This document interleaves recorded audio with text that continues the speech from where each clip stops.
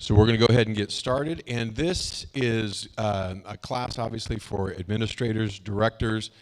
This is probably on the more boring side of the sessions that you'll be in. This is more going to be a lot of speaking. You're not going to have any action songs in here. It's not going to tell you how to do object lessons. But I'm hoping that when we're done, we'll have an understanding, not that you don't already, but of what real leadership needs to encompass. And I want to preface this by saying almost everything we are covering today is not things that I feel like I've mastered. These are things that in my notes are things that I'm working on, that a lot of it I really feel like God has pointed out to me, hey, you need to work on this. So please don't get the impression that, wow, he's got it going on. No, this is all notes on stuff I'm trying to fix. So we're going to talk about leadership that inspires, building teams that last. It's broken into two different parts. The first one is more on the personal side, who we are as leaders and how that impacts everything we do. And the second part is more procedures and things that we need to put into place. And we're going to focus on that first side, the personal side, on us, working on me as a director, working on me as an administrator, working on me to be the type of person that someone wants to follow and the type of person that can effectively lead a Sunday school children's ministry department.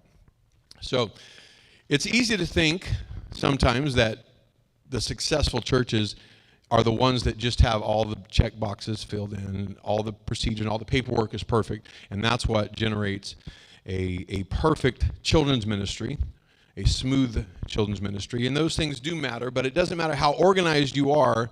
If people don't want to follow who is in charge, you're not going to have a very good Sunday school. You're not going to have a very good children's ministry. They must trust you. We're going to talk about all of these things. Respect you. They must like you. This is important. They have to like you, or they're not going to want to follow you. They have to respect you, like you, want to follow you. And if all of those things aren't in place, then good paperwork won't help. They're not going to do a whole lot if they can't easily follow the leadership that's in place. Leadership is influence. You can't administrate your way into people being loyal. You can't schedule your way into unity with your teams, because systems don't replace relationships. Healthy children's ministry are built on the two things that we already talked about. Clear systems so everybody knows what to do, and then strong leadership so everybody wants to do the things they know they need to do. Before we go too far, I want to kind of dispel the myth of the super church, or the church that kind of has everything perfect. There are no churches that are just innately good at children's ministry. Every church that has an effective children's ministry is a church that has worked really, really hard to get to where they're at. It's not because God has just dumped really quality people. It's not because they just happen to be in the right area with a place that you can really go and pick up kids. It's because they have worked really, really hard with the resources they have to be effective. They're not filled necessarily with extraordinarily skilled people. It's not because they just have endless funding. It's not because, let's talk about that real quick, the endless funding thing. Some people think that if I just had the money, what could we do in our children's ministry? Many times, what you produces funding.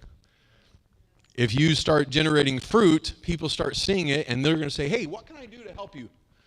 I was talking to the Pelletiers. They had a big children's crusade at their church, and the whole church rallies behind it. And the whole church, because they have seen the fruit of Sunday school all throughout the church, every year they say, what can we do? How can we spend money on what you're doing, basically? And so they generated an Amazon list of all of these things that they needed for the children's church that normally they just pay for. The church absorbs the cost.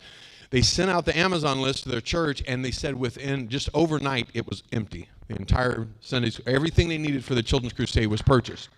And I think that's a great system, but you can only do that if there's people that have seen fruit and now they want to contribute. They want to get behind it. Any church with a world-class children's ministry has a leadership, that has passion and vision, and someone that is willing to allocate whatever is needed such as time. Everybody has a lot of extra time, right? I'm looking at people that are just bored. You're looking for things to do because you just don't have enough going on in your life, right? I don't think I've ever met anybody in leadership that has too much time on their hands. You have to be willing to allocate additional energy, sweat, tears, your own money to make this thing happen. All of these things you have to contribute them yourself before you expect anybody else to do it. And it takes consistency and perseverance and sometimes a long time, because success does not happen overnight. You look at the people that we look up to, the churches that I want to be like. And Brother Uzzle said it this morning. They've been doing bus ministry for 14 years. The Pelletiers have been doing it for 35 years. I think that's how long they've been doing it. And all of these churches that I look up to have been doing it for decades. They've been doing it for a long time. So success is not a short-term thing. It's not something that you're going to come to this seminar and next week you're going to have what you hear about. If you put in the same amount of time that they have with the same amount of energy and consistency, then over time you will build what they have built. Leadership should inspire action, not just obedience. And this is something I really want to talk about at the beginning here. Is that great leaders don't make you work harder, they make you want to work harder. And I have the two greatest examples of that in the world as far as I'm concerned. Brother Uzzle said he had the greatest Sunday school team in the world, and that's how he should feel. But I feel like I have the greatest leadership in the world, and that's how you should feel. My dad, he was my pastor for many years. Now he's the bishop of our church. My brother is now the pastor of our church. And they are two of the greatest leaders I have ever met in my life. And I'm not saying that because I'm related. I'm saying that because they are true leaders that make you want to work harder. They never demand it. They never force it. They never push, but they're always leading, and you want to just try to keep pace with them is what you're trying to do. Sometimes I really wish they would push harder. Man, why don't we, come on, these people are slacking off. But that's not their leadership style. No, that's not how we operate. We're going to encourage and help and encourage, but we're not going to make anybody do anything. And so that is a leadership style that I want to emulate. They have led with integrity, with faithfulness, consistency, just kept walking and let others choose to follow. And it has been a very effective form of leadership. Leaders aren't meant to constantly necessarily give orders. It's to provide direction, intent, and resources, and then let the others figure out how to get there. We're supposed to supply the vision, not necessarily the little micro ways to get there. And I'm going to be careful how I address this, but we were at a conference years ago, and it's a big conference, very big conference. And there was something that needed to be done, and everybody knew it needed to be done, and the guy that was there, that was supposed to do it, was there, but he wouldn't do it. And so we said, hey, are you going to, I'm being vague on purpose because I don't want to connect any dots for anybody. We said, hey, why aren't you doing the thing? And he said, I can't. I said, why? He said, because my pastor hasn't told me to yet. I said, but he did tell you to. He put you over here to do it. He said, no, but he has to tell me when to do it. I said, but he told, you know it's time to do it. He said, I know, but I can't until he tells me to do it. I said, but he gave you a job to do, and you know it's time to do it. Just do it. He said, I can't. I'll get in trouble. And that leadership blew my mind because I knew if I was given a job, my pastor has trusted me to do that thing at the right time and just let me handle it. And that's the kind of leadership we need to be, is to never let the people that follow us be afraid to use their own initiative, even if they make a mistake. Right. You should be okay with, hey, I'm going to give you some autonomy, knowing that there's potential for you to do it a way that I wouldn't do it. Sometimes that's a really good thing because they think differently than I do, and they do great things. But sometimes, man, I wish they had done that differently. And you should be okay with that. So leadership should be letting others figure out the best way to accomplish it. Otherwise, I may as well be doing it all myself. I want to use other people's talents and creativity to figure out how to get things done. If we're not careful, we're going to train people to comply and not to think. I want the people we lead to be able to do what God has given them the resources to do. I want them to have ownership of what they're doing. I want them to own their classes, to own their buses, and never be afraid that I'm going to be that overarching, hey, I don't like the way you're doing that. Now, there's sometimes we have to step in. I don't think I have to qualify all of this. But I want our teachers to use what God has given them to the best of their ability. I don't want a team of robots. I want people that have caught the vision and bring their talent, their creativity, and their ownership to the process. And as leaders, I pray this literally every single morning. We need wisdom. I read these verses. Solomon, the wisest man in the world, he's talking to God. He's saying, I'm just a child. I don't even know how to go out. I don't know how to go in. I don't even know the difference between good and bad. I pray that so many times. God, I'm so stupid on my own. I make so many mistakes. I don't know how to do good, bad on my own. I've made so many mistakes, so I pray every morning, God, give me wisdom. God, give me wisdom.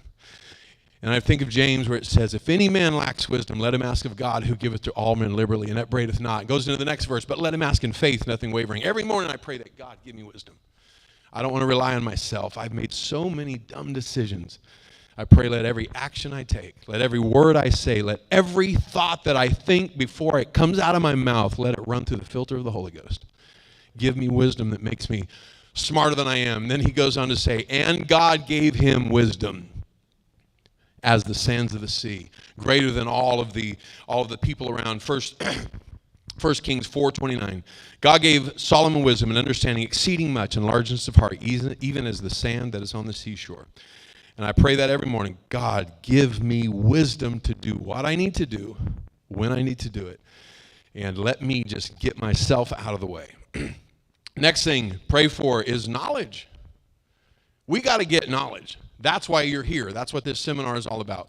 We got to gather as much knowledge as we can. From sermons, we got to get it from the Bible. Read your Bible a lot. Brother Zach Wells was just preaching in our church, and he was talking about young preachers coming up to him, saying, what are some good books to read? And he'll say, well, let's start with the Bible. That's a really good place to start. Yeah, but what about like preaching books? The Bible. Let's start with the Bible. But every time he'd say, start with the Bible. Just read your Bible until you've got everything you can out of it, and then start looking at other places to young ministers that want to get better.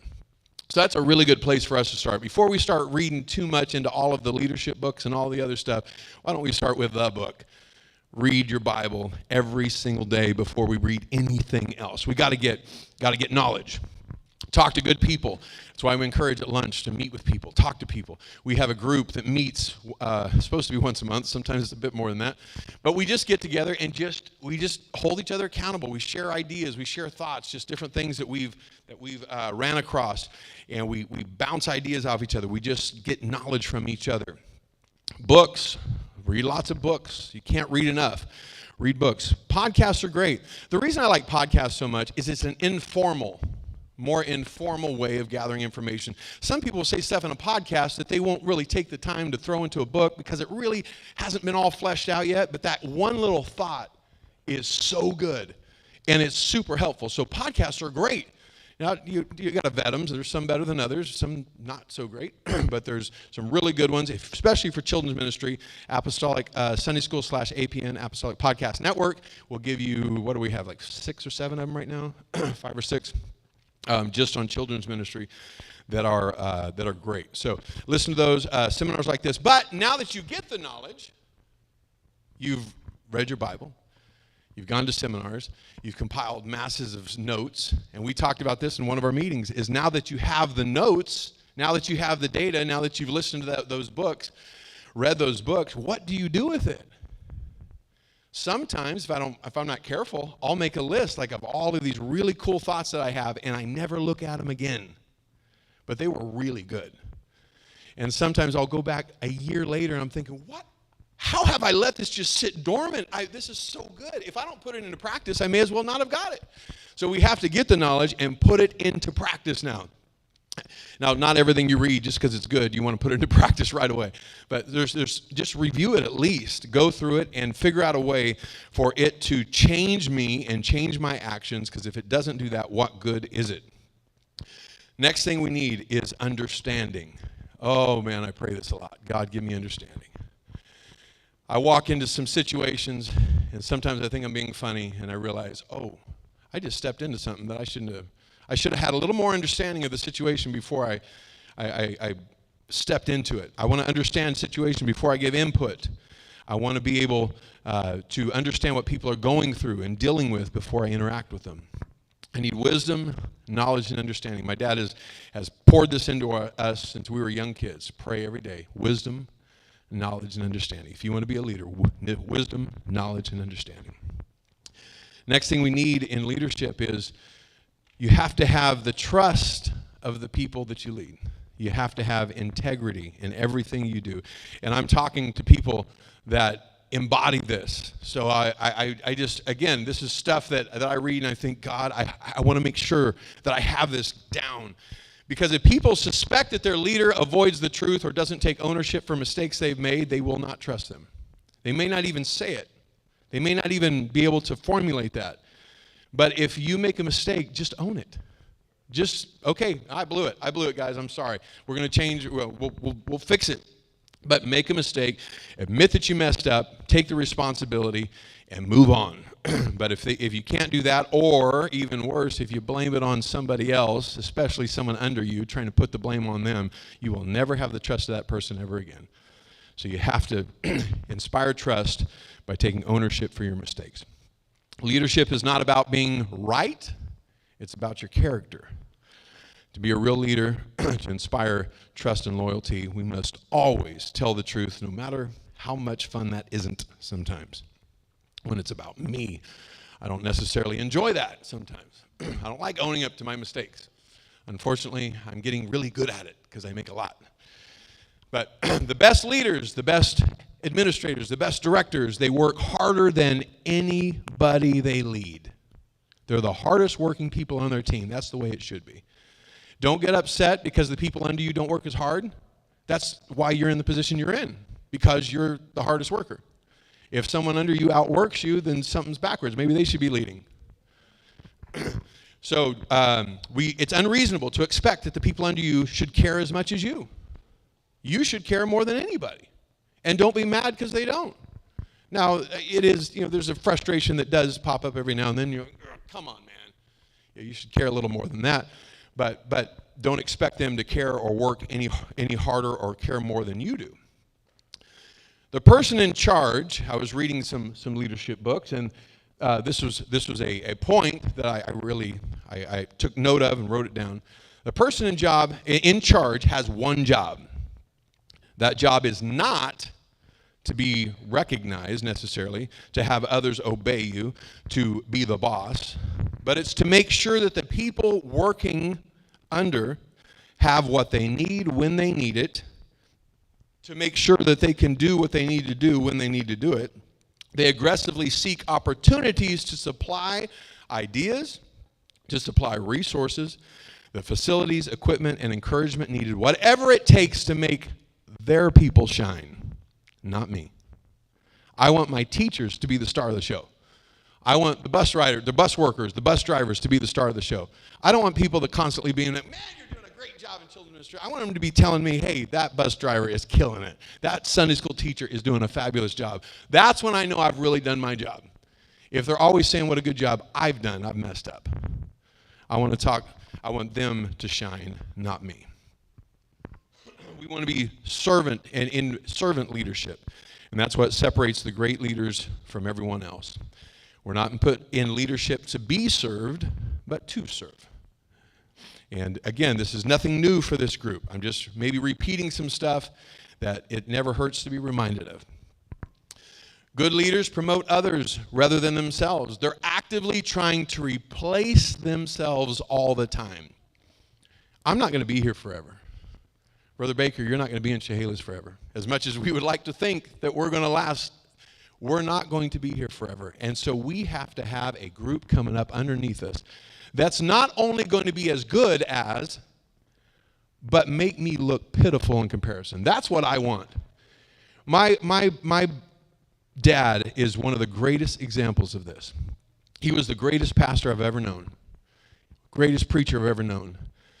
But when he turned the church over to my brother, he took my brother with all of the resources he had and shoved him as high as he could and said, okay, now I've had all of these years of experience. I'm giving it to you, and now you better make me look not bad, but make me look like I'm just shoving you to the next level, because my brother is a better pastor than my dad ever was. And that sounds like I'm talking bad about my dad, but I'm not. I told you he's the greatest pastor I've ever known until my brother stepped in. Because now he has everything my dad had plus what God has given him personally. And that's the way it should be in our classrooms too. Everybody we lead should have everything we have plus what God's given them. The next person that takes over what we're doing should make us, man, I wish I was as good as they were. That's how it should be. That's healthy. And for us to be so insecure that bothers me, that my teacher is doing better than I am, that should be a shame on me. I want every person that I lead to outdo me by a mile. I want them to be I love object lessons. I want people to do better object lessons than I ever dreamed of. I want them to do better in bus ministry than we ever did. I want to pick up more kids than we ever did. I want my Sunday school class to have more people get the Holy Ghost when I'm gone than when I was in it. That's the way it should be. That's the way it should be. We cannot be insecure. My dad, he says this all the time. Insecurity is one of the greatest pitfalls of leadership. An insecure leader is a dangerous leader. An insecure leader pulls people down instead of lifts them up. Insecurity is dangerous. We should not be in competition with the people we lead. You're probably wondering, what does this have to do with administrating a Sunday school class?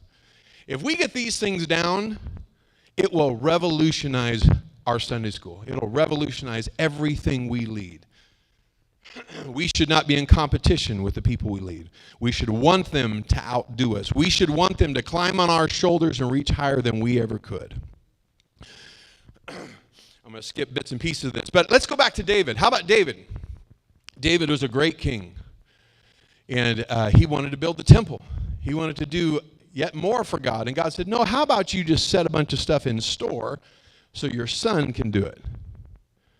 Sometimes I wonder if that's what I'm doing, is just maybe putting some stuff in place so the next person can really make something shine.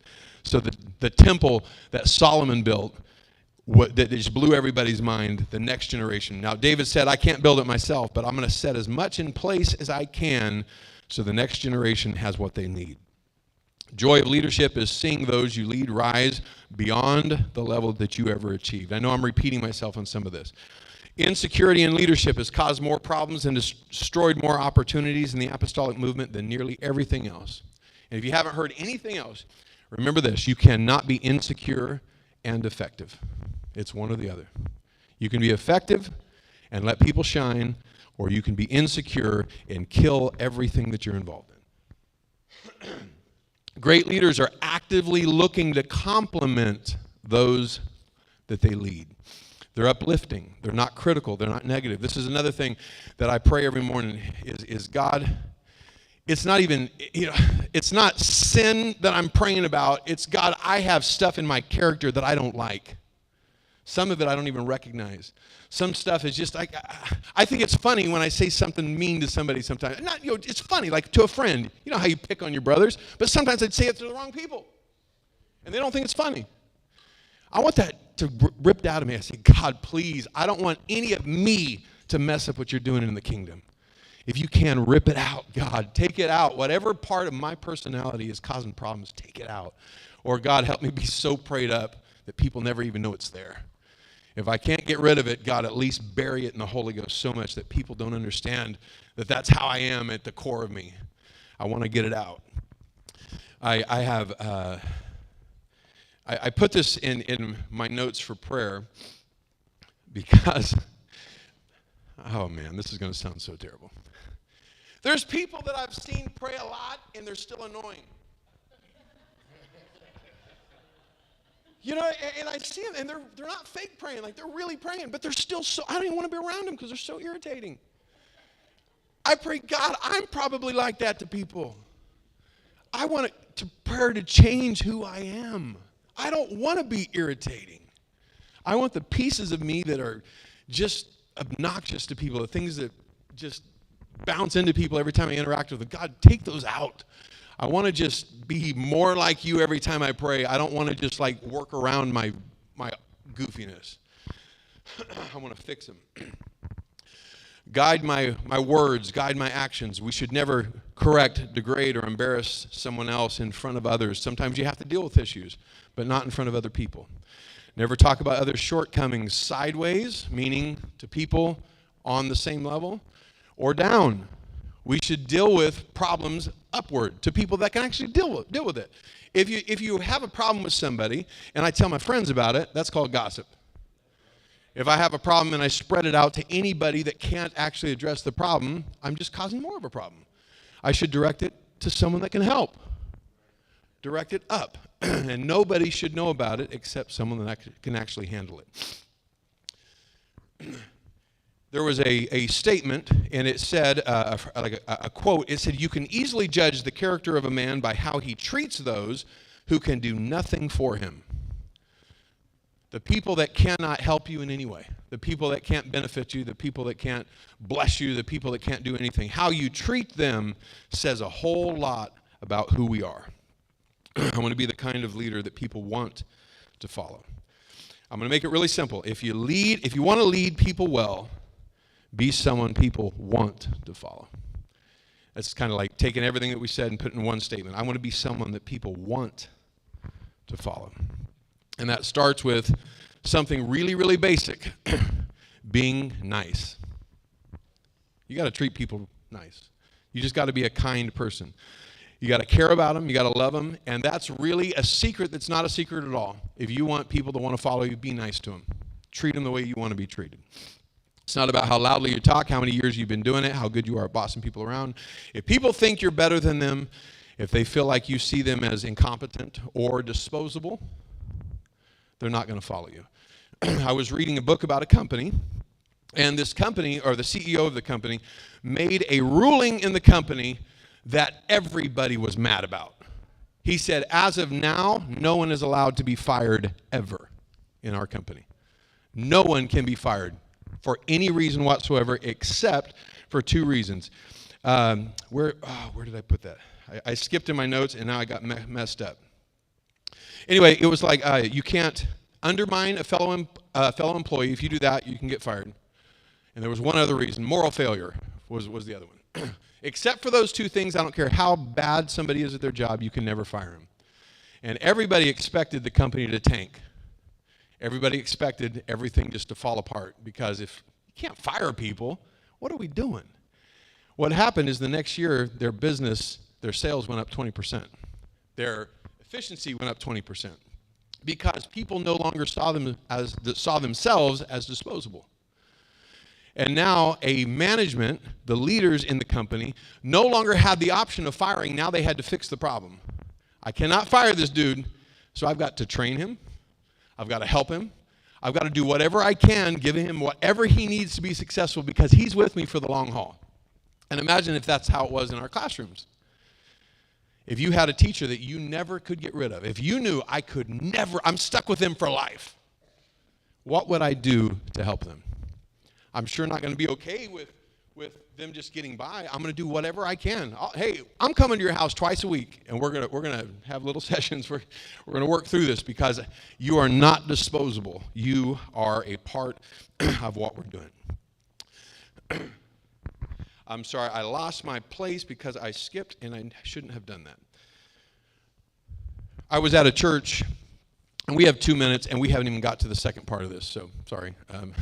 Maybe we'll pick it up on another one. But I was at a church. I wasn't even at the church yet. I was talking to the leader of their church, and they were talking about what they wanted to happen on the weekend, different things. And out of nowhere, I didn't ask for it, they said, our teachers are really bad. They're just really inexperienced. They're not really good at what they do. And they started talking bad about everybody they led.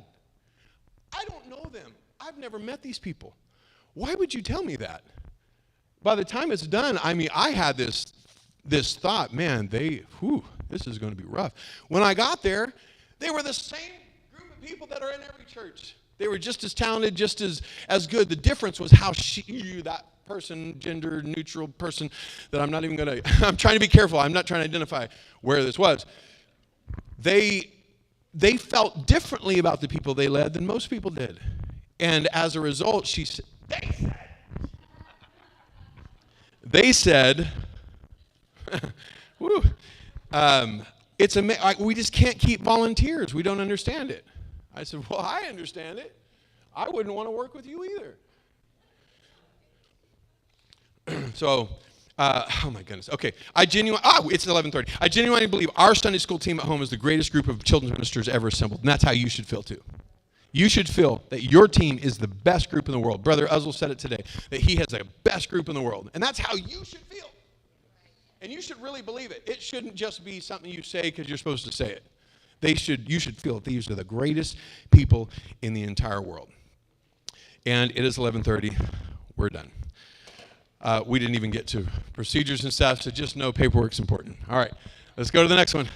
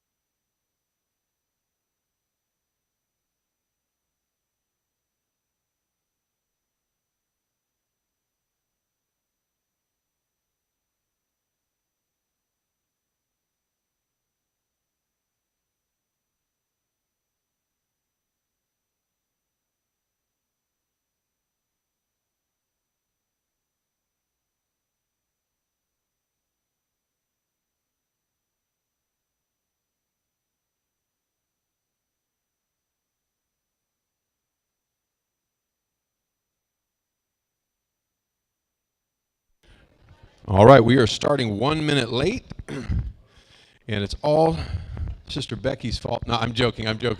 Sister Man Warren, I was picking on you, and you didn't even know it. But we're going to talk about experience teaches how to be a successful failure, because failure teaches you a lot, and we have had more than our fair share of good failures, and so we hopefully have learned from them. And so we're going to maybe walk through a few of those. And I also asked a few of our friends about some of the big failures in their children's ministry that they're willing to share. But not just that, but what... Oh, is the battery dying on me, Brother Chris? Okay, I'm just going to keep going. But I have a phrase that I love, and it says, I would rather have to rein in a noble steed than to prod a stubborn mule. Well, that means I'd rather you try too hard and fail than to not try hard enough. And I actually have a shirt made that has that. I would rather have to rein in a noble steed than to prod a stubborn mule. And it has a racing stallion on it, and it has a donkey that's laying next to it. But on the back, I have it rewritten. I would rather have to rein in a over-exuberant Sunday school teacher that tries too hard and fails rather than have to constantly prod a teacher that just stands there and talks all day. So when you have that noble steed, though, you're going to have the occasional steed that runs away, that does things that you wish they hadn't done. But I would much rather deal with those issues than constantly having to push somebody that never accomplishes anything.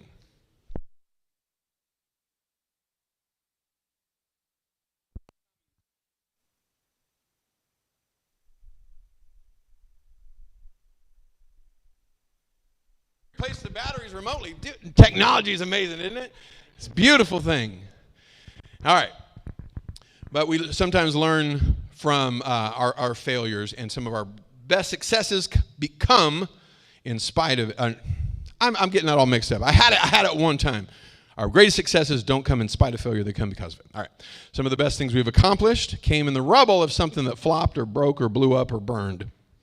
So if you want to avoid failure, though, if you're here and you want to avoid failure, I'm going to tell you how to do it. Don't try hard. Don't risk anything. And really don't do anything. Because if you want to avoid failure, you can't do much of anything. There's an old saying that says, if you want to avoid criticism, say nothing, do nothing, and be nothing. It's the same thing in Sunday school.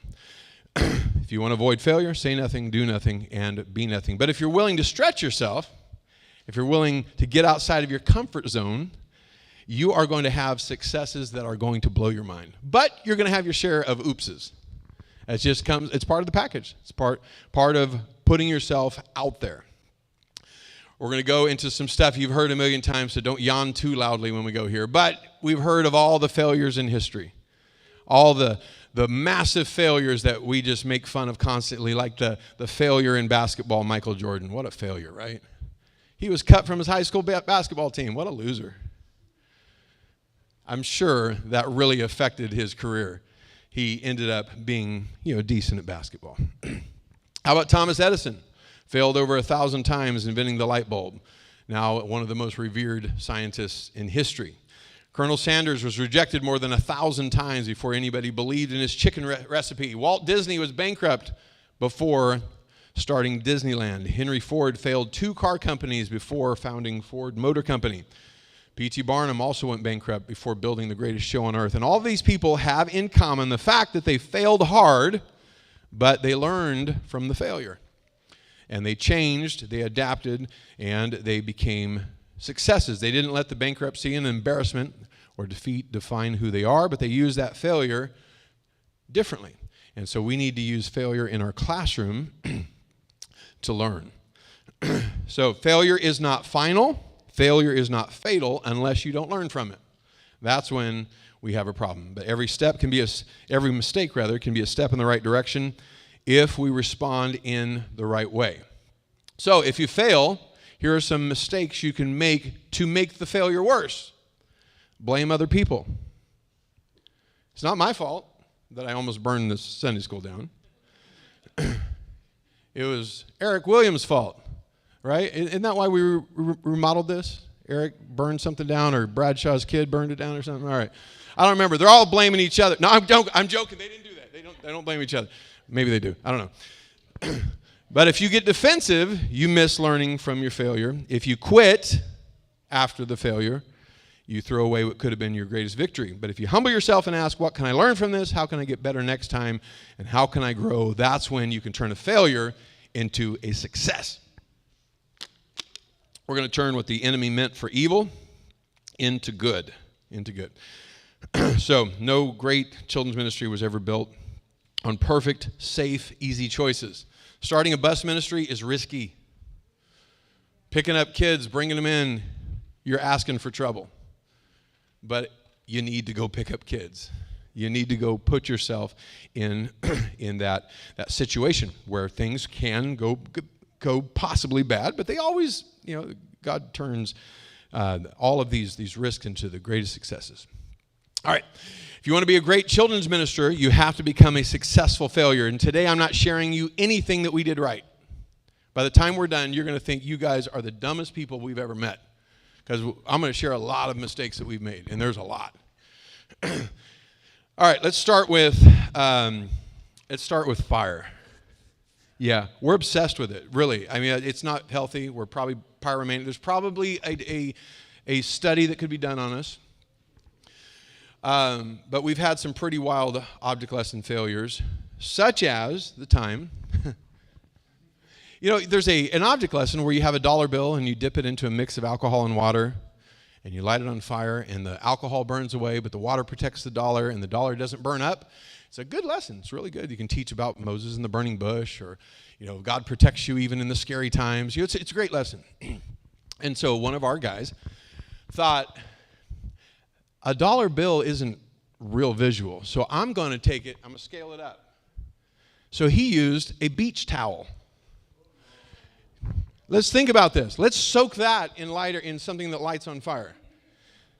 This is not a joke. I wish I was telling you a story that I heard somewhere, but I was there. He couldn't have practiced it. There's no way. He didn't practice it. He had tongs that were about that long, and he thought that was going to protect him from the flame.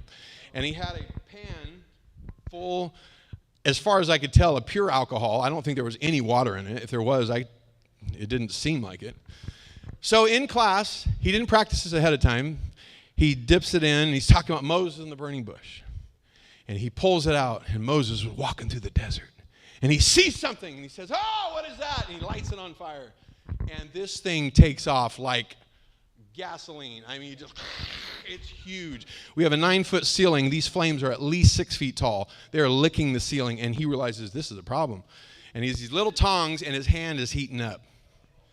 So he doesn't know what to do. I can't throw it. So he starts whipping it around his head. Yes, this happened. I was there. And the sheet of flame is over the kid's head. They think it's the best lesson they have ever seen. It was lovely to them. We are freaking out. What are you doing? And so what do you do now? It's not burning out. There's so much alcohol in this thing, it'll burn for 2 days probably. So he's whipping around. Finally, he realized we have a problem. Someone throws open the side door, and he hurls it out into the concrete, and it burns out. So that didn't go too well. And the story did not stay within the confines of the class. The word got out. At the time, I was not Sunday school director, and our Sunday school director heard about it, and he was not happy. So he had a conversation with us. And so we were going to be more careful. We really are sorry. And we meant it. We really are sorry. We're going to be more careful. Unfortunately, it happened very soon after that. I don't remember when it was. But there's a really cool object lesson in Apostolic Sunday School with these, the cotton balls, and you light them on fire and you can hold them in your hand. I had practiced it because we learned practice. You have to practice. So we learned from it. You got to practice. So I practiced at home. I really did. But something happened between home and there because it was so hot I couldn't hold it. I picked them up. I'm like, you can hold these. Oh, man. They were so hot, and I'm juggling them, and I drop it. And it falls off the stage and rolls under the kids' chairs. And they think, oh, it's not going to hurt me. He just said it won't hurt me. So they're fighting to who's going to get the fire. And so they're piling on trying to grab the fireballs. And I then turned into Moses parting the Red Sea, trying to get my fireball back. And I did. No one was burned. But that story also leaked out. We got another stern talking to. And then came strike three. There was a guy in our church. He's a scientist. He legitimately, he has his master's in biochemistry. He's a legitimate scientist. So if anybody's going to do it safe, it's him, we thought. So he was going to show him that the Moses and the burning bush can be done properly. So he had an offering basket. It was like that wicker offering basket with felt that they had made. And he lined it with aluminum foil. And this is so dumb even telling you, but he filled it with alcohol, the wicker basket. Well, what he didn't know is it sprung a leak. So now the wicker basket is soaked in alcohol. So he lights the dollar on fire, puts it in. Wait, no, that's not what happened.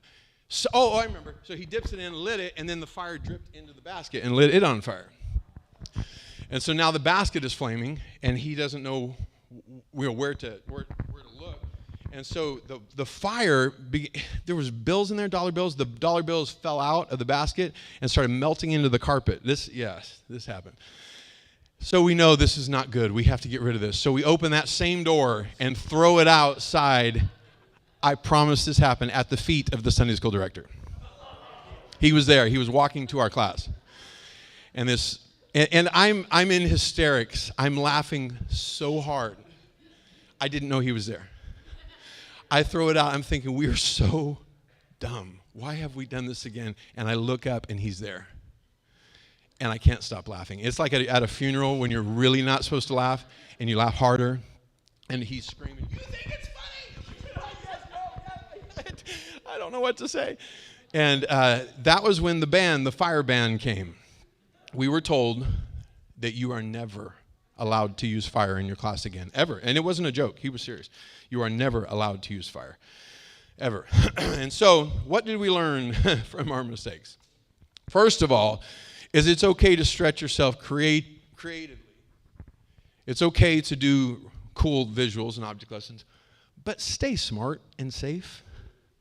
Use wisdom. Practice ahead of time. The big visuals and dramatic lessons are great, and they do leave an impact on the kids, especially when they, the sheet of fire over their heads. But you don't want to put them in danger. That's not the point of what we're trying to do. So you got to be careful. Next thing we learned is don't let fear stop you from trying something awesome next time. Now we should have learned that maybe we shouldn't have learned that until later. But don't let fear if you make a mistake, just try to adapt so the next time you don't cause the same issues. We learn to test dangerous demonstrations ahead of time. If it has fire, chemicals, whatever, test it. Test it in the environment you're going to be in. Test it in that place, in that room. There's several object lessons I have that depending on where I'm at in the country, it reacts differently. The chemicals are it's strange. Elevation matters. Humidity matters. All these things matter. So practice where you're going to be at. We were just at a place, and I ran out of time to practice something. It wasn't bad. It just didn't work. And I'm panicking. This is gut. I've done this a million times. Why is it not working? I still don't know why it didn't work. But it just didn't. Because I didn't practice it ahead of time. You have to practice ahead. Next thing we learn is never sacrifice safety for a show. Wowing the kids is great. Injuring them is not. We learned you can have fun without being stupid. Creativity doesn't mean recklessness. Plan ahead. Have a fire extinguisher, whatever, ahead of time. And the last thing I learned is you don't, and I'm being careful here, but don't overreact when something goes wrong. Stuff happens. And if someone makes a mistake, just don't overreact. Just deal with the problem and move on. Okay? That's all I'm going to say. But it is interesting because I became the Sunday school director a while after that. And that Sunday school director, the former Sunday school director that banned fire in our church, is now my father-in-law. We don't talk about fire, ever. But he had, someone had asked him to substitute teach for one of our classes. So I had the great joy of telling him that no fire is allowed in his class. I was kidding, but he did not think that was funny. So I learned from that mistake, not everybody thinks the things I think is funny is funny. All right. Here's another story. This wasn't from our church. This happened to a good friend of mine. Is they were trying to start bus ministry. They were trying to get more kids to church. And so him and his friend, they were out with a bucket of candy doing outreach. But what they didn't realize is it's two grown men carrying a bucket of candy, asking, hey, kids, you want to come to church? The optics were not great. And they didn't realize why everybody was locking the doors and keeping their kids inside. Their intentions were 100% pure. They were trying to get kids on the bus. But from the outside looking in, it just did not look great. In fact, it was very questionable. So it raised a lot of concerns around the neighborhood, and they had to backtrack and try to reassure a lot of the parents. But the lesson that they learned and that we can learn is that be conscious of how what you do looks to outsiders. And these are going to be all over the place, okay? These are not going to be necessarily a flow of what you can learn. These are just going to be kind of scattered lessons you can learn from failure. But be conscious of how what you do looks to people on the outside. We know our intentions, but they don't. New families, new visitors, community, they have no idea, so we need to try to look through their eyes and see what they're seeing. Always ask yourself, if I didn't know my intentions, how would this look to somebody? Good intentions don't cancel bad optics. You can have the right motivation and still send the wrong message. You have to think ahead and plan ahead. All right, here's another one that was submitted by a friend of mine, is they started bringing a lot of new riders on their buses, which is awesome. That's not a failure. That's a huge success. Except they didn't have the infrastructure to contain them. And so what happened is it so overwhelmed the teachers. It so overwhelmed the church. It overwhelmed everything that nobody could teach. It was just chaos. It was pandemonium. Nobody was learning anything. The kids were having a ball because they were just beating each other up and leaving. But they weren't getting anything done. And so they learned that it's not a wrong approach to that. A wrong lesson to learn from that is, well, let's not bring a bunch of kids. Let's keep it small. Let's just have it just kids that we can manage. That's the wrong approach. The solution is they brought in a lot more help, and they had the infrastructure to maintain it when they brought those extra bodies in. So you have to be able to prepare before you bring. Now, sometimes you just in the Bible, Jesus had the disciples cast their net, and they pulled up a big group of fish, and the Bible says the nets break. Sometimes that just happens. You have a bunch of revival, and things just start breaking. But you realize, that's where we're weak. My dad teaches a whole message on this, that when the next nets break, you start mending your nets. So you find the spots that are weak, and you start fixing them. Because the next time Jesus told them, hey, throw your nets on the side, they picked up even more fish, so much the boat began to sink. But the nets didn't break that time because they had learned from their mistake the first time. You have to learn from the things that we do. Have to learn from the things that we do. This was handed in by another friend of ours. How are we doing? What are we supposed to be doing? At 12:05. Okay, I got 10 minutes. All right. Here's a mistake that they said is, twisting balloons, animal balloons, is, I love those, by the way. We use them all the time on outreach and on buses and everywhere. But they had a deal where every time they'd walk into class, they'd make every single kid a balloon when they walked into class. Well, if you haven't had a room full of balloons, you haven't lived yet, because that is a nightmare. You hear it squeak, squeak, pop, squeak, pop, and it's just constantly getting shot at all class long. And so they learned from that. From this, it seemed like a good idea. It created excitement, but then they found out that the kids were distracted the whole time. The balloons were popping in the middle of the lesson, bouncing around the room. They were hitting each other with the swords at the wrong time. And so instead of focusing on the lesson, they were very distracted by something that was well-intentioned. So the lesson they learned is that balloons have a place. They're great. They're really, really a good addition to your team. If you don't do them yet, go buy some. They're awesome. But give them at the end of class, give them on your buses, give them outside of the classroom, not before, but at the end, because they are effective. The lesson they learned is create energy intentionally that does not lose the focus, and maintain momentum wisely. Set the tone you want from the very start, excitement with direction, and not chaos. Here's another one, is at one point, this church allowed non-staff adults, parents, guests, to sit in on the classroom. And we do that sometimes too, especially like in our toddler class. If a parent's, like kid's really attached to mom, we'll say you get 1 week with them, but next week you're gonna have to leave them here. But they had allowed a lot of non-staff adults, parents, guests, observers to come into the class, and they thought it would be not hurt the class, it might even be helpful. Hey, we have more people there that the kids will listen to. And what happened is the adults start talking to each other, and they're loud, and they start distracting from the class. They're louder than the kids. And if you've never had that happen, it's so obnoxious because you can't really fix it. What are you supposed to say? Hey, stop talking. Just someone my age? Like, what are you doing? Like, it seems so obvious, but it happens. And the kids were distracted. Now they're glancing back at the parents. They're getting pulled away from the lesson. And the intention was good, but their presence distracted from the environment that they were trying to create. So the lesson they learned is only trained, background checked volunteers are allowed in the classroom. If you haven't gone through the process, you are not allowed in here, period. Like I said, our toddlers are the one exception. They get 1 week in there. They get 1 week. After that, they're not allowed in there.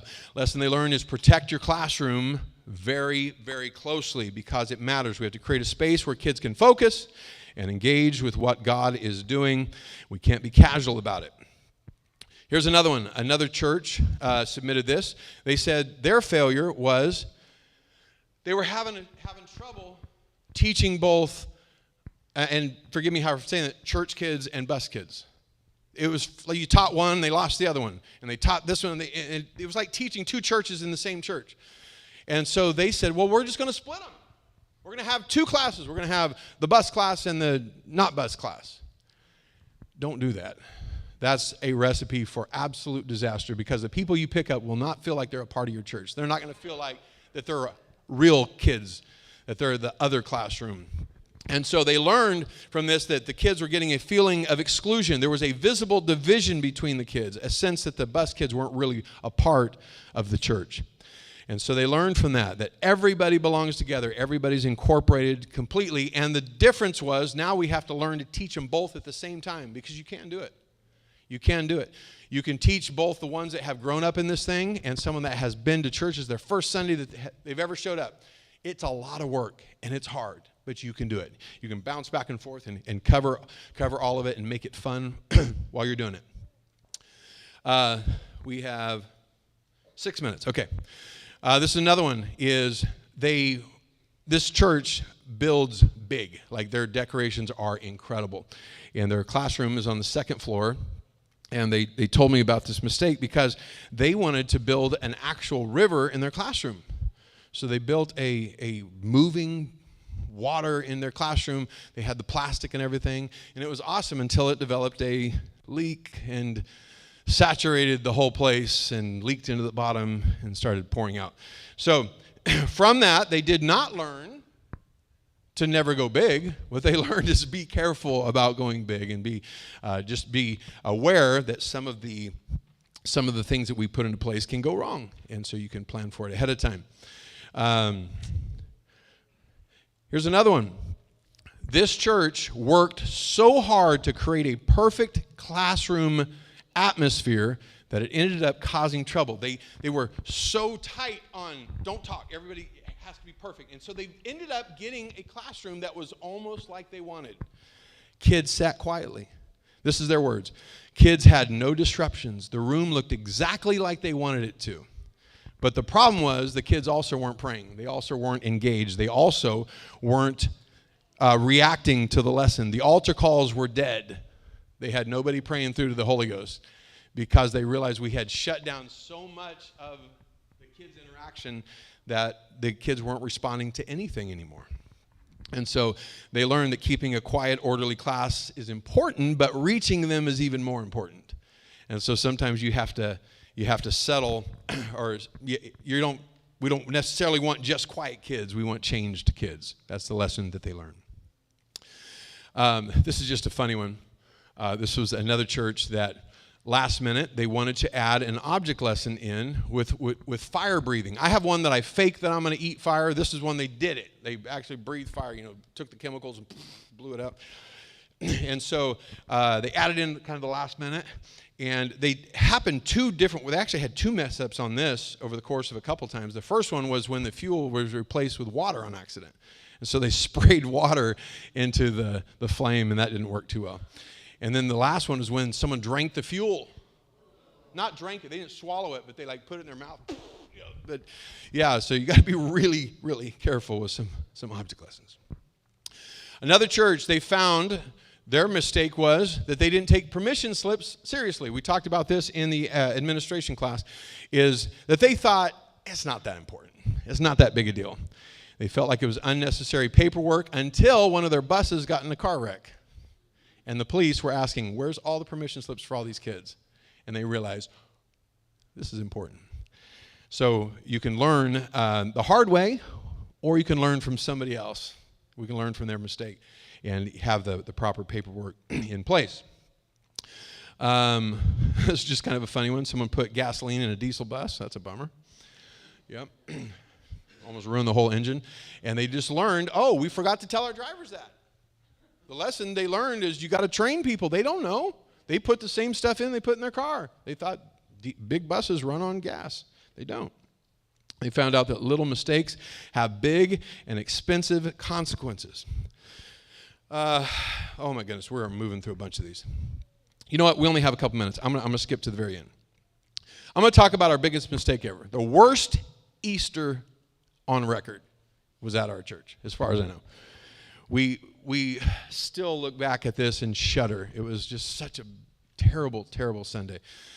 We had it all planned. We had all of the, they say man plans, God laughs. Well, this day, he must have been laughing hard because we had it all planned out. We had the candy rain. We had a little Easter drama set up for our kids. We had a bike giveaway, scooter giveaway. I mean, we went all out. We were going to get 1 million kids there, and we were going to have so much fun, see what God did. Well, we knew things were going to be a problem when one of our buses showed up to the church on fire. This really happened. It is on fire, flames coming out from under the bus. We thought it was just smoke, but it was fire. It pulls in. They go up to the front. Kids are screaming. They come running out. They go out. Well, I don't know anything about fire, but I know a fire extinguisher, so I crawl into the bus, and I'm spraying it. Well, I don't realize they work, at least this one, by sucking all the oxygen, replaced it with carbon dioxide, I guess. I'm not a scientist. I don't know. All I knew is I couldn't breathe. So I'm under there. But the fire was out. I couldn't breathe. So I get out, and it had leaked transmission fluid all over the place, and I am soaked in my Peter costume in transmission fluid. I can't breathe. My asthma's going crazy. And so I'm like, okay, well, that's the worst thing that can happen today, right? No, that was part one. So we start class, we have our Easter drama, we're putting it on, and then we have an altar call. All the kids come up and praying for kids, and I look in the back, and there's a scuffle going on. And it's one of our backslidden church boys fighting with one of our bus riders. Well, I didn't realize it had escalated or one of them had pulled a knife. So now they're swinging a knife at each other, and they finally get out in the parking lot. And I'm trying to deal with this situation. Guys, stay in here. We're trying to figure it out. Well, what we don't realize is that the bus kid has parents that are knuckleheads, and so they come and they're ready to fight. I'm sorry, the church kid. The church families are ready to fight. Because the bus kid calls his mom, and they show up, and they're ready to square off in the church parking lot. This really happened. So we have obviously backslidden church people about to bus people. Cops are called. They show up trying to de-escalate the whole thing. I'm just like, what is happening? And good people in our church are telling me, you need to shut this bus ministry down. You've got to get rid of this thing. My kids are scared to go to class. That was nonsense, but they would say stuff. At the moment, I'm just like so rocked. Our bus is on fire. I'm soaked in transmission fluid. I'm trying to help stop these fights. The police are called, and now I don't even know I'm just a mess, frazzled mess, and now someone's telling me you need to shut all this down. Okay. I don't even know what to think. So I remember talking to my brother, and I said, he was my pastor. Is he right? Do we need to shut this thing down? And the most reassuring thing I've ever heard, he said, no, the people that told you that are backslidden too. No, we are going to go pick up more kids than we ever have. We're going to go get more buses. We're going to replace the one that's on fire because we're going to see revival. And you're going to have bad Sundays. You're going to have a bad Easter Sunday. You're going to have things that act up. You're going to have some kids that are fighting. But if you learn from it, because we had another Easter, just this last Easter, and we planned everything the exact same way. We had an Easter drama. We had bike giveaways. We had all this stuff planned, and this time we had learned from our mistakes. We had people ready. We had everybody in place, and instead we had a great Sunday. Kids got the Holy Ghost. It was just a great Sunday because we learned from our mistake, and we didn't shut down the bus ministry. So you can learn from your failures. And here's another failure. We're 2 minutes over. So we're done. Learn from your mistakes. Jesus.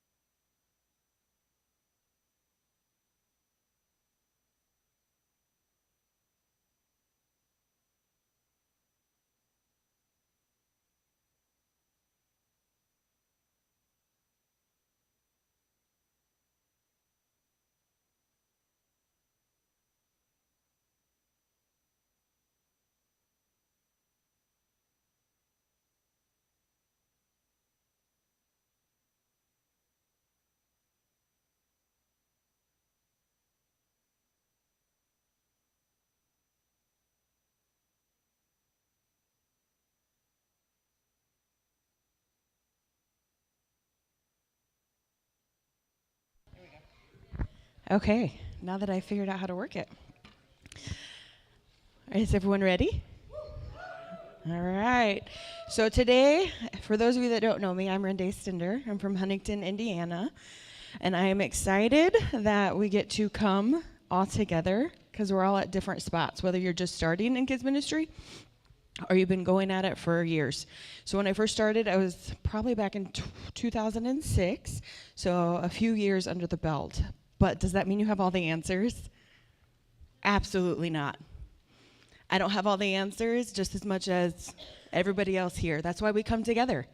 We want to gather together, bounce ideas off of each other, and learn and grow so we can take it back home and put it to good use. So I'm glad that you guys put in the effort to come and make it a priority. So give yourselves a hand clap for that. So why are we here today? We are here to get beyond Sunday school, to figure out what does that mean? What does it look like? What can you do back home? For us, we had to learn that it's not just checking in on Sunday. We've heard that already multiple times here. You're not just a Sunday school teacher on Sunday. You are not just preparing Saturday night. I have done that when I first started, more times than I probably should admit. I taught more lessons over and over because I just didn't know what I was doing. So maybe you're in that spot where you're just starting. How do you do this? How do you go into a classroom and prepare? It's not checking out. Don't check out as soon as Sunday service is over. You are still a Sunday school teacher Monday, Tuesday, Wednesday, Thursday, Friday, and Saturday. These kids need you. They need you to be a teacher all week long. And I think what made me have that revelation is going through the grocery store or a park, and my kids see me. And you hear that loud scream of your name. If you've never experienced it, it's the best feeling ever. I see you shaking your head. It's the best feeling ever. I never want to lose that moment where I'm walking in the store and one of my Sunday school kids doesn't scream my name. I want them to hunt me down. I want them to be clear across on the other side of that store screaming my name, and everyone's looking, and it's kind of awkward, and they come and give you that hug. That's what you want to be looking for.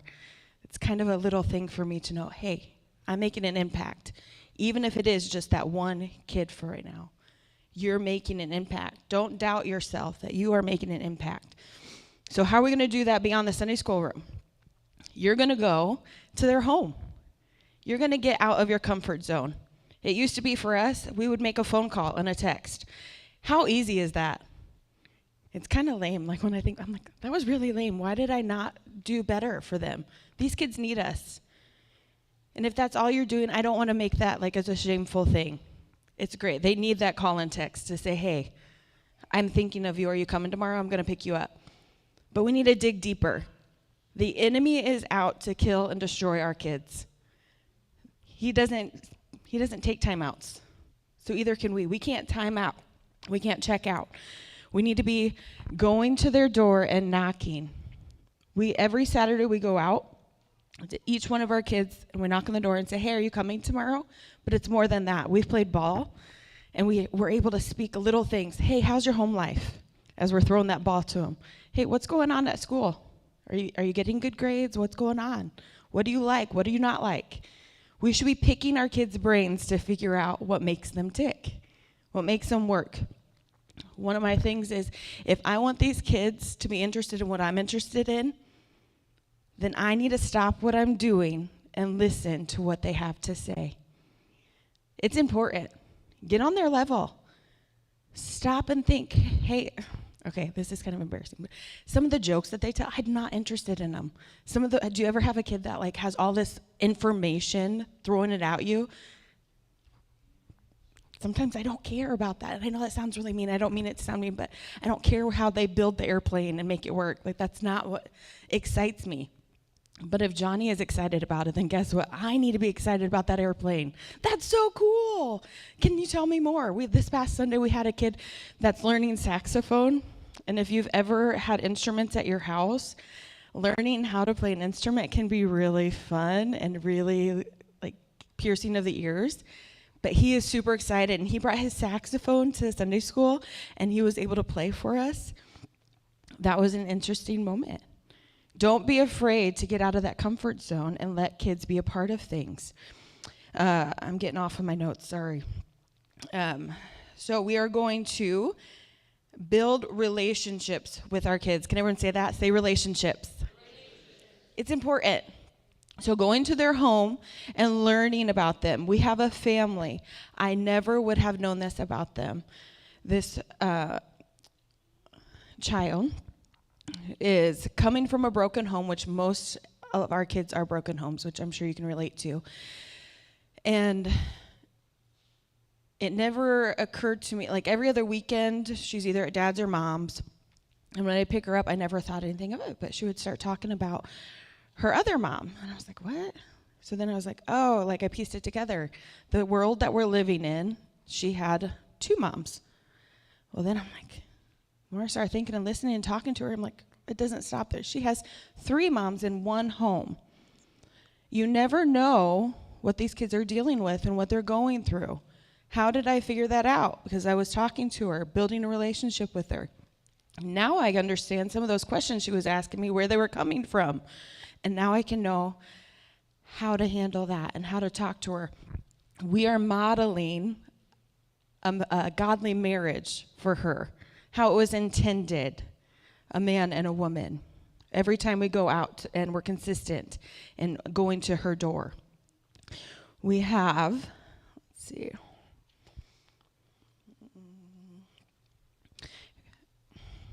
I'm going to skip that. We have another girl we've invested in and poured into. You never know what these kids are going to become later. It's taken years and years to see fruits come from her, but we're thankful for her. We're thankful that we've invited and she's come and been a part, and now we get to reap those benefits that she's in the church, she's teaching Sunday school, she's singing, she's doing all these things, and you never know. And it all stems from building relationships with our kids. The enemy, like I had said, is out to kill and destroy our kids. Is what you're doing enough? Are you settling? Because he's not. The video games, the movies, the shows, the violence, all the things that they're watching, it's scary. So we have to make sure we're digging and doing more. One of our things is on our van route too, we have tried it out and it works for us, is we've split our passenger driver and put him in the back. So while they're having fun in the back and doing all the crazy stuff with the kids, I've put a teenager that we pick up in the front row with me, and I now get to have that conversation with them. And it's crazy, the things that we've been able to talk about as we're driving down the road and how they can help me. And then she's able to talk about, or my husband's able to talk to the kids in the back and play and have fun and figure out what's going on in their world.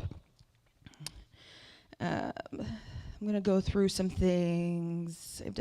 We'd mail out birthday cards. Some of this stuff is simple, so maybe you've already done it. Great. Maybe you're looking for ideas. These are some that you can write down and do yourself. But because we're all coming from different areas, we're going to throw it out. So mailing birthday cards. We send "we miss you" messages, cards or texts to people. We take families out to eat through the week and over to our house if possible. That's something that we try to do because why? It's another layer of building relationships with our families and their kids, that we're normal people.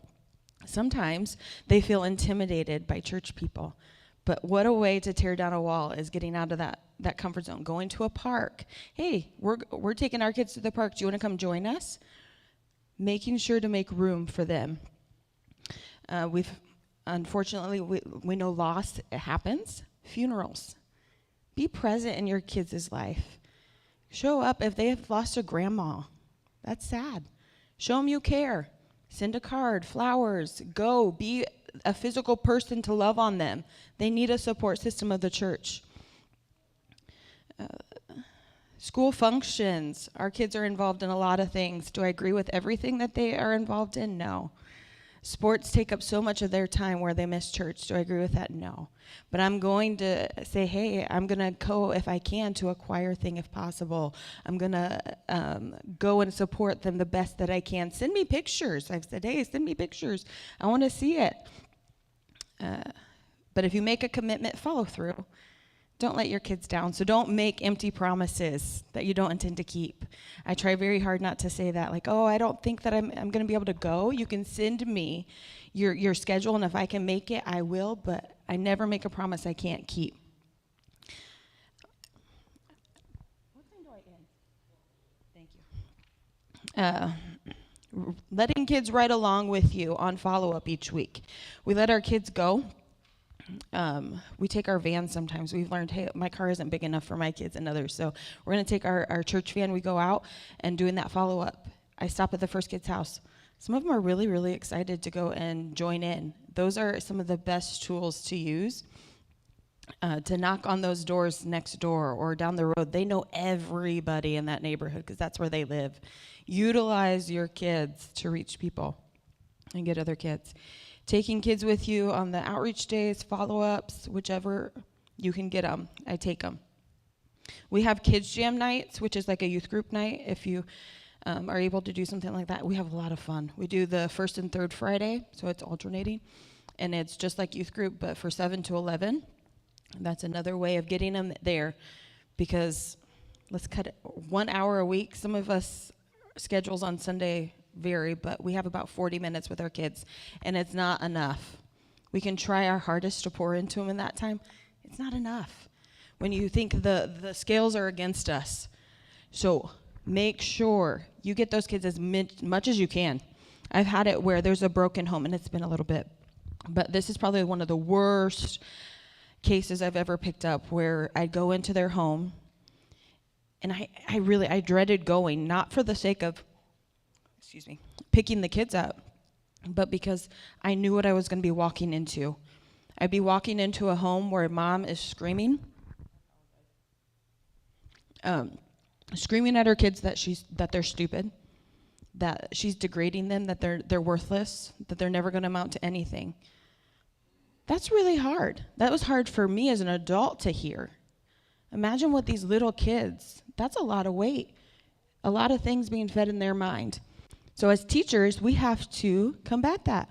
No, you're not stupid. No, you are going to be something. God made you. So don't be afraid to speak life into them. This house had bugs, mold, you name it. We'd go in, and some of you probably deal with this too, where they don't know where shoes are. You're getting them dressed. This family, we'd have to bring them in and bathe them, all sorts of things. Why? We're showing them love beyond just Sunday school, just beyond that classroom. Because if I didn't care, if that's all I was doing was, okay, that's not my job. I don't have to bathe them. I don't have to make sure that they're just here in my classroom. I'm checking in. I'm teaching them my lesson. Okay, go on home. That's not changing them. That's not helping them to see beyond, that there's more. That I may not be able to take them out of that situation right now. I can help them the best I can. I can love them, and I can provide for them while I have them. But don't be afraid to help them now and go beyond just your Sunday school role. Be better. We have a thing where we do breakfast, okay? A lot of you probably do. We serve them hot breakfast. We could go in, we tease sometimes like, y'all are more than just pancake flippers. You have more than just a job of flipping pancakes. You get to pray over these kids. You get to talk to them, joke with them, have fun. We hear all the time, have fun, even while in breakfast room. I just started a couple weeks ago. Since I've had my baby, it's kind of, I've toned back a little bit, and I'm like, man, what can I do? I go in and I sit and I have breakfast. Maybe you do this at home, but dinner table at our home is our time as a family. We get to have some good conversations. You get to learn about your kid's day, all of that. And I've never thought to put it in practice in the church with our Sunday school kids. That was a missed opportunity on my part for many years. And now I get to sit down and I'm like, hey, I've not seen you for a while. I'm going to connect with this boy today. So I've sat down and I'm like, what's going on? Why haven't you been here? Like, I got to figure all this stuff out and see what's going on. So make sure everything you do, how can I connect? How can I dig out more? That's one that I've done. Our bathroom workers that get from the bathroom to the breakfast to the bathroom. That seems like, oh, that's an easy job. Like, it's just one point A to point B. Even then, you get to impart into them something. Conversation, have fun, talk. If you really stop and think over whatever you're involved in, whether it's on a bus, Sunday school, teacher, any of your areas, what can you do more? Stop and think about it. Where can I dig out more time with these kids and impart into them more? Because again, we only have that 1 hour a week with them, and it's just not enough. I apologize. I've got all over my notes, so we are going to make sure I didn't miss anything. I think the most important things, though, is that we're going to show up, we're going to care, and we're going to love on them. All these things are tools and resources that we can do in mentoring and all these things. Even my husband, I've called him, he works close by Walmart, and I said, hey, one of our Sunday school parents is going and having a rough time. She's in a broken state. I need you to pick her up a coffee. I know she loves coffee. That seems like a really small tool. Coffee. I've got coffee and Jesus for you. So, hey, go take her that. She was so appreciative, and that was another layer taken off. And I promise you, I've probably worked with her 5 years. Have you ever had a family where it just feels like, man, when are you ever going to see the fruit come from this? Like you're feeling and you're praying and you're doing all this stuff, and nothing seems to be working or happening. It finally broke with this family. And I think, man, that one little extra push, a coffee, I was able to then talk and communicate with her more than I ever have before. And I was able to get a Bible study with her finally. So it's really exciting that we're not reaching just our kids. And I don't say that because I know we're all in kids ministry, and that's our whole purpose, is to reach kids, right? But it's beyond that. If you stop and think, Susie that I pick up, she's got a mom and dad somewhere. She's got brothers and sisters in that home maybe. You have people within your grip. Reach those too. You want to grow, you want to grow your Sunday school room, your bus route, all those things. Let's reach beyond just our kids. Reach for their families. What better way to lose a child on a bus route? No one wants to lose kids on a bus route. I hate it. I hate losing them, whether they just decide they don't want to come, or if another church, God forbid, takes them from me. It makes me upset. But what better way to say I lost a child than their family is now bringing them to church? That's exciting. So let's make sure you're not just so zoned into just the kids that we miss the moment for the big picture of that whole family. Because the enemy is destroying families. So let's combat that and say, you know what? I'm going to work really, really hard. He's destroying and breaking families, but we're going to try to put them back together. We've heard that this weekend too. So in the back of your packet, if you go through too, there's a paper. If you haven't found it, I want you to really take a look at it. I'm going to steal yours. Thank you. These give you some big ideas. There's medium-sized moves, small but powerful ways that you can take home and use. So some big ideas. You can write a Bible study curriculum. We need that material. You need it in your home church. These kids need to hear the word of God, not even just in Sunday school, beyond that. So don't be afraid to teach Bible studies one-on-one with kids. That's extra moments that you can get them out of their house too. They'll be appreciative to spend that time with you. Starting the junior youth group, developing a mentor program, doing kids super church, creating a podcast. Medium-sized moves, creating separate boys and girls clubs. Kids love clubs, hangout time. Theme Sundays, those are some fun. We've seen some crazy times in theme Sundays. Those are fun. Starting a prayer or worship night just for kids. Monthly birthday Sunday or honor roll recognition. Kids love to be recognized. They think it's super cool. It can be simple as a certificate or giving them candy, whatever. Kids love it. Training events for my volunteers. Those are medium-sized moves. Small but powerful. Doing object lessons. Creating a follow-up team for absentees. Starting a breakfast program if you don't already have one at your church. Or finding a way. It's not just a breakfast program at our church. They're going above. They're doing scriptures. They're doing fun little games. They're interacting. It's more than just come in. We've had it before where it's really boring and they just sit there and it's like, okay, when can they move on? Everywhere they go, make it fun. From the bus to the breakfast room, even to the bathroom. We talked about it. They're walking backwards sometimes. I never know what I'm going to see with that. It can be fun. Making visitor bags or welcome packs, giving kids a way to lead.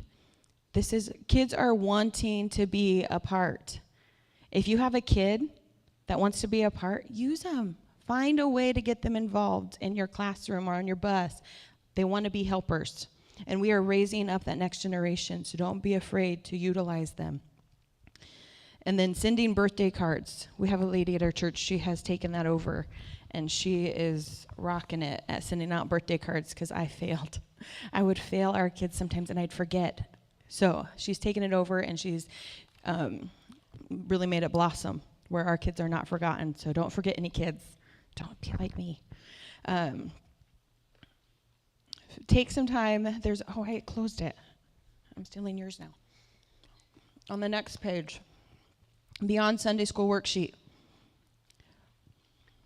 This one is, what was my biggest excuse? These are things, if you've ever think, you know what, I want change, I want to do something, I want to be better. These are for you. Of what's my biggest excuse? Why I don't do something, why I don't change, why I don't make that happen. You see a need and you're not running with it. Yes, get your pastor's approval before you do things. But what is that excuse that's holding me back once he says, yes, you can do it? Write that down. And you don't have to do it now. Do it later or when you feel you have time. How am I going to overcome it? It's really easy to set a goal. It's really easy to have a great idea. What are we going to do with it, though? Once we realized, okay, that's my excuse, now where am I going to get beyond that? How am I going to overcome it? How am I going to move that obstacle out of my way? What is one change I can make right now? Because if you're anything like me, when you see the big picture, it gets overwhelming. And then I shut down. And I'm like, oh, that's too big. I can't handle that. I'm just not even going to tackle it. You just take one little bit at a time, and it's going to be okay. So write that one change down that you can get rolling right now. What's my big Sunday school dream? If we don't dream, we're never going to see change. Be dreamers. Dream big. Nothing is too out of reach when God's in the mix. What steps can I take to make that dream a reality? Again, if you don't put the steps there, you're never going to start walking. So make sure to set down your steps of how I'm going to get from point A to point B and so on. Then remember, you don't need all the answers today, just the courage to take the next step. Keep moving. Don't ever stop moving. The moment you become stopping and stagnant, it's really hard to get walking again. So don't ever stop moving. Don't ever stop praying. Don't ever think that your prayers aren't being heard. Be intercessors for these kids. Call out their names every day. I've wrote down my list of kids and I go through them. Call out their name. They need prayed over every day. Our enemy is truly out to kill and destroy our kids. That's a heavy burden that we should feel. A heavy burden as Sunday school teachers and bus drivers that I don't want to ever not feel that burden. The moment you lose that feeling, that's a scary place to be in. So don't ever stop. Keep moving. All right, we have 5 minutes. Does anyone have any questions? Or maybe throw out some ideas that you guys do that maybe I didn't mention? Because this is a lot of group of people. So I know y'all got some smart ideas. Okay, Lene.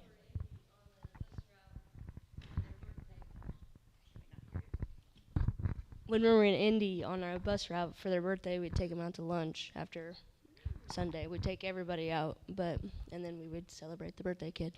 The birthday kid gets a special? Yep. She said the birthday kid gets a special lunch? All right, my birthday. Y'all taking me out, right? November 12th. Write it down. That's a good idea. And it doesn't have to be expensive. Maybe it's not taking them out. Maybe it is just making them a special bag or, I don't know. A treasure box. That's a good one that they get a pick from. Hey, I like that. Can you blame them? That's awesome. Treasure box. I like it. Anything else? Any other good ideas y'all can recommend?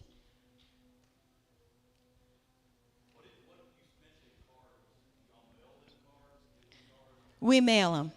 Yep. Well, we've done both.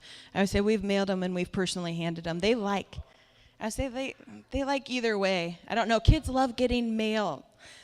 So that's the fun part of mailing it out, but then you also see their reaction if you hand it to them too. So I think either way. Hold on one second. She had mentioned too, we sign our names as teachers. Anyone that's helping, we personalize it. So it's not just that one teacher's name. We all sign it and we write a little message. Back to the cards, we started sending cards to kids that had missed, and one of the little boys, his dad's girlfriend is one that's bringing him. She's a backslider from our church, and he was so excited. He's like, oh, they love me so much that they sent me a card, and it meant the world to him. Yeah, that is true. We've had one of the parents get with us. That's a good reminder I had forgotten about, but she was ecstatic. She made sure to, it was a kid that had never come for like probably 2 years, but consistency sometimes that, hey, even though you've not been there for 2 years, we're still remembering you on your birthday. And that meant the world to the child, but also to that mama. She made sure to stop. I can't remember, maybe it was pastor or pastor's wife, made sure to stop and say, hey, like, we really appreciate that you guys remembered my kid on their birthday. That meant a lot. So you never know how impactful a birthday card to us, that's so simple. But that can mean the world to someone. Anything else? Any other cool ideas?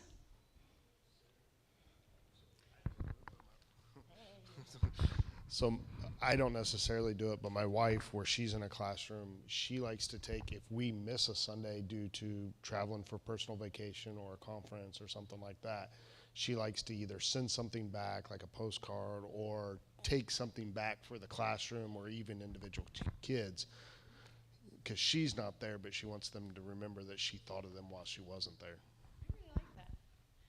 I really like that idea. I'm going to have to write that one down and use that. And you said your wife did that one? Very cool. So, yeah, because some of these kids maybe don't get to travel either, so that's a little spark of something exciting for them that they get to be a part. All right, any other ideas? We've got 1.5 minutes. So one thing that Alan and I did, we do the breakfast room before they go to Sunday school. And there was no decorations when we started doing it. The tables were in a certain spot. And, I mean, the simplest things can change up the atmosphere. And it may be so simple to us, but to the kids, it could be life-changing to them. So the simplest thing we did was hang up decorations on the ceiling. And they thought that was the coolest thing ever. Or the way we set up the tables, you know, we would have 1 table, 2 table. We put them together. And it looks like a cafeteria where all the kids are together talking, and that changed the atmosphere as well.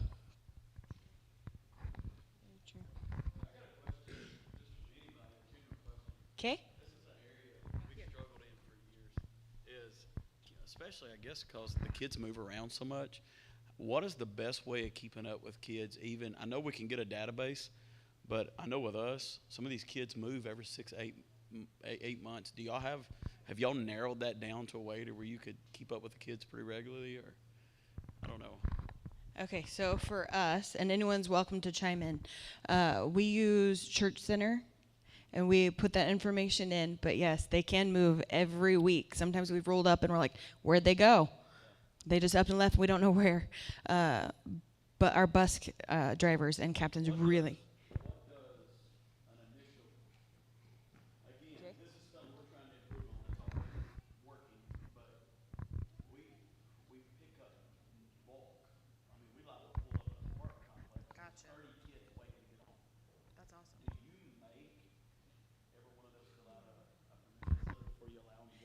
Is that more, I would say probably, yeah.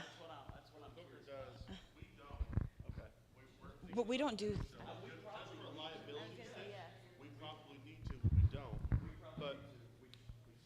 But if your bus drivers keep that relationship with those parents and with those kids, you shouldn't lose track of them because you have that relationship because it does go beyond just picking them up on Sunday. Right. Do y'all have, is it an app or is it a? So Church Center is is a whole planning center online, a whole bunch of apps. One of those. What y'all use Yeah. for the kids? Right. Yes, So we everybody. use people, and we are very disciplined. If that someone moves or someone changes, we update people while we're like during our follow up. We don't leave the house till we update it. So we're only paying for planning center, and that's part of it. All I do is I have no idea. Yeah. They got it. Something to ask me, so. We use the people app, and we Now, are Yeah. very disciplined. So Brother Booker, question for you.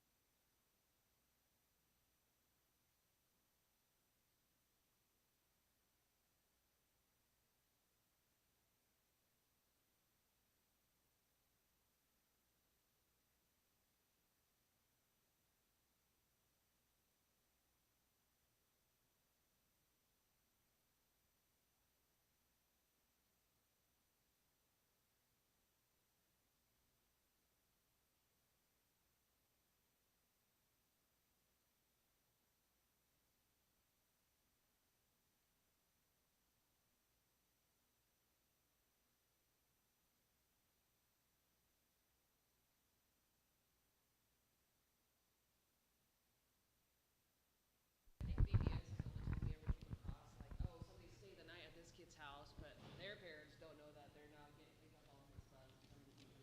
That's Some may slip through the cracks. right. All right. Well, thank you guys for coming. Make sure to fill out your papers. Don't leave and go home without really thinking about it. Not right now, but before you go home and get back in the normal, fill it out. Thank you guys.